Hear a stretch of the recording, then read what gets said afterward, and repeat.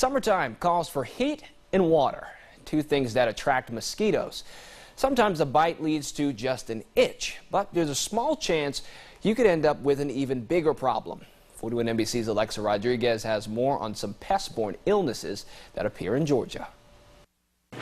It's a natural instinct to swat and smack, but sometimes you can't fight off a mosquito. It already is fairly warm. We've had a lot of rain, so we're likely to see another good year for mosquitoes. Very rarely, their bites can leave more than just a red bump and itch. Mosquitoes can carry different viral diseases. 4 of them have been seen in Georgia. The CDC reports a few cases of chikungunya in previous years, but none of them were acquired locally.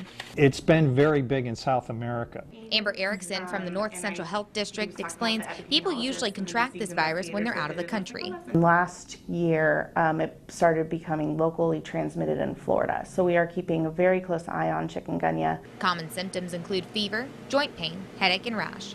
There is no treatment for chikungunya. The CDC says with plenty of rest and fluids, most people feel better in a week. Eastern equine encephalitis comes from horses. Only 1 in 20 people will ever develop symptoms, and they're going to be fever, muscle pain, headache, and they can develop into seizures and coma. Erickson adds about 50% of people who get the virus die, but Dr. Burns says it's extremely uncommon. It's possible that we'll have a couple of cases, but odds are no, you're not going to get that one. The CDC reports there is no treatment to fight Eastern equine encephalitis, but doctors can treat the symptoms of the illness, like brain swelling. Most cases of lacrosse encephalitis occur in the northern part of Georgia because the mosquito that carries it breeds in tree holes. Most, again, are asymptomatic, so they will never develop symptoms.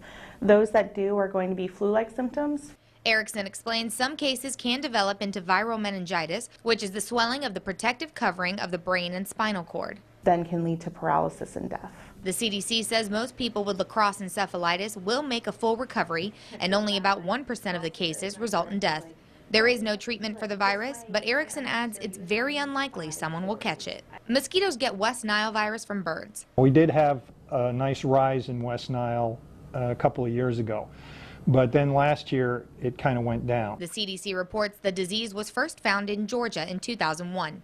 Since then, hundreds of positive birds, horses, and mosquitoes have been identified in the Peach State. About 20% of people do develop symptoms, so most people will be asymptomatic.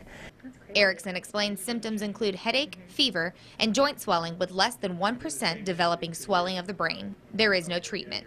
The CDC claims all of these viral diseases can be prevented with simple measures to avoid mosquitoes. Any pools of water that you may have around your yard, say a dog water bowl, an old tire that may have filled up because it rained, you want to make sure you're dumping that out.